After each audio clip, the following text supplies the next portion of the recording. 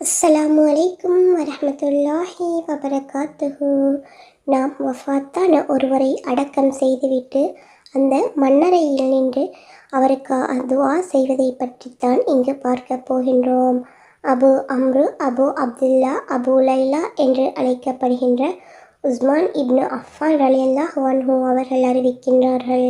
இறந்தவரை அடக்கம் செய்த பின்னர் நபிகள் நாயகம் ஸல்லல்லாஹு அலைஹி வஸல்லம் அவர்கள் கபரின் அருகே நிற்பார்கள். அப்போது அவர்கள், உங்களின் சகோதரருக்கு பாவ மன்னிப்பு கோருங்கள், அவருக்கு உறுதிப்பாட்டை கேளுங்கள், இப்போது அவர் கேள்வி கேட்கப்படுகின்றார் என்று கூறுவார்கள். இந்த ஹதீஸ் அபூ தாவூதிலே 3221வது ஹதீஸாக பதிவு செய்யப்பட்டுள்ளது.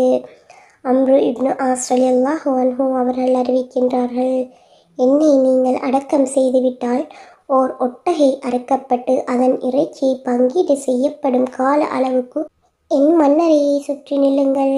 இதன் மூலம் உங்கள் மூலம் நான் ஆறுதல் பெற்றுக்கொள்வேன். மேலும் என் இறைவனின் முன்கர்ணக்கீர் தூதர்களுக்கு என்ன பதில் கூறுவேன் என்பதை அறிந்து கொள்வேன்.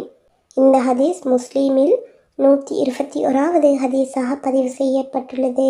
இது முன்பே இடம்பெற்றுள்ள நீண்ட ஹதீஸின் ஒரு பகுதியாகும். இது முஸ்லீமில் உள்ளது.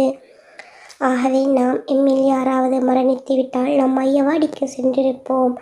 அந்த சந்தர்ப்பத்தில் அவரை அடக்கிவிட்டு அந்த இடத்தில் நின்று அவருக்கு துஆ செய்து பாவ மன்னிப்பு தேட வேண்டும் என்பதனை நாம் இந்த ஹதீஸ்களின் மூலம் புரிந்து கொள்ள முடிகின்றது. ஆகவே நாமும் எங்களுடைய வாழ்க்கையில் எங்களுக்கு இவ்வாறான சந்தர்ப்பங்கள் கிடைத்தால் நிச்சயமாக அவர்களுக்காக, மரணித்தவர்களுக்காக துஆ செய்து பாவ மன்னிப்பு தேட வேண்டும்.